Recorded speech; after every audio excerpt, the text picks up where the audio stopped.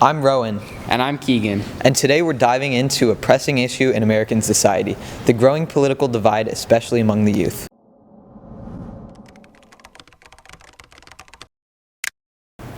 This political divide is a phenomenon that we've observed here at Carlmont over the past couple years. So today we're going to ask some teachers and some students of different ages about their opinion on the topic to get some different perspectives on the issue.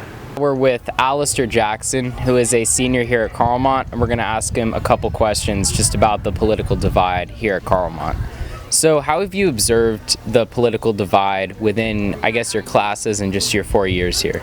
I've observed a noticeable political divide, especially more recently with the election. I think especially pre-election there was a lot of tension in classes with teachers, and they wouldn't really say anything about it, but I think it was definitely noticeable. There were teachers and a lot of students. I think in this area people tend to lean pretty far to the left, so I think that was pretty noticeable. Even if, teachers don't really want to talk about it or mention it, you can still kind of observe that, and especially after the election you could observe people weren't happy.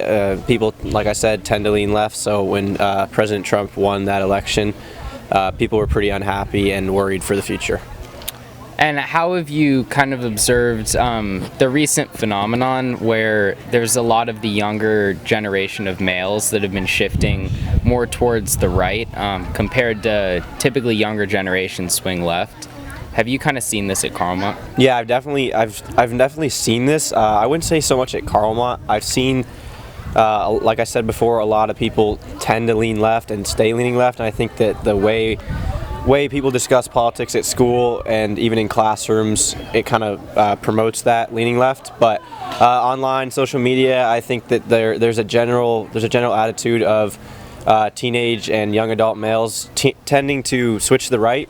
People, I guess you could say, people are waking up. People are realizing that whatever you read on the news is not always what's right, and people are just forming their own opinions. And I think that's something good. You need to be able to form your own opinions, not just trust everything you read online. I'm here with... I'm Kai Hogerbeats. Okay, so obviously the data shows there's a political divide, especially between young people now. So what do you think about it? What do I think about the political divide? Yeah.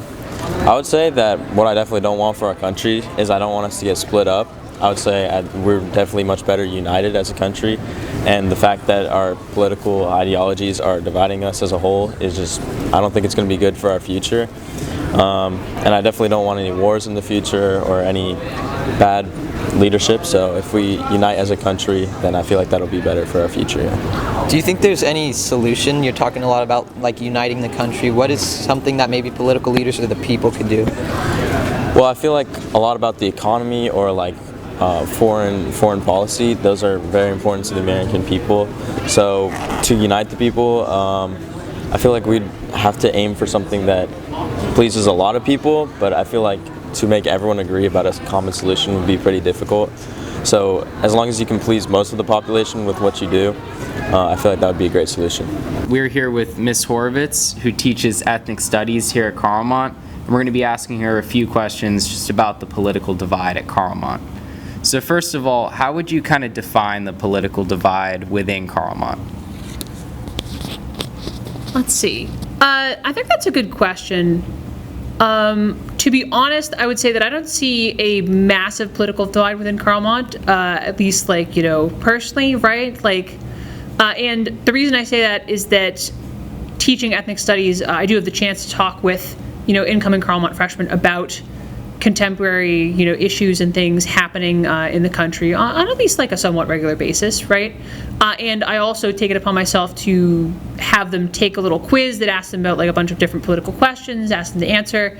And what I've consistently noticed over the years I've been doing it, which is not that many, but it's still enough to see a trend.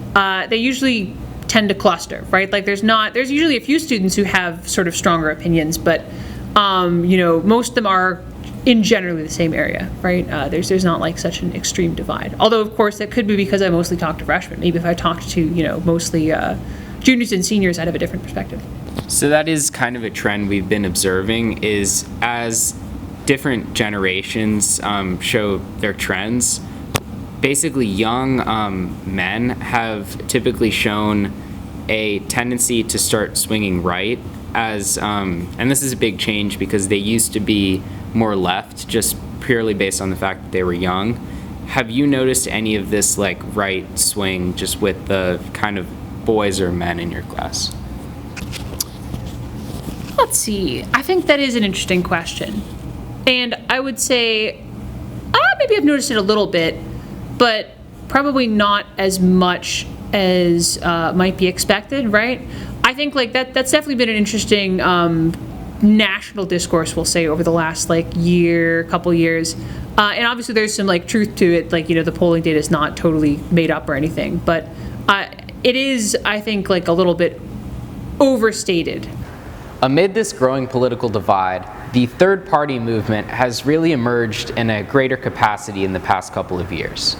And this option really gives voters an ability to kind of express their own personal beliefs instead of the beliefs of a Democratic or Republican candidate. And this could be looked at as a solution to the political divide, as it's going to give people more options and more opportunity to display their beliefs more on a spectrum instead of polar opposites. Reporting for Scott Center, I'm Rowan Shang. And I'm Keegan Marlowe.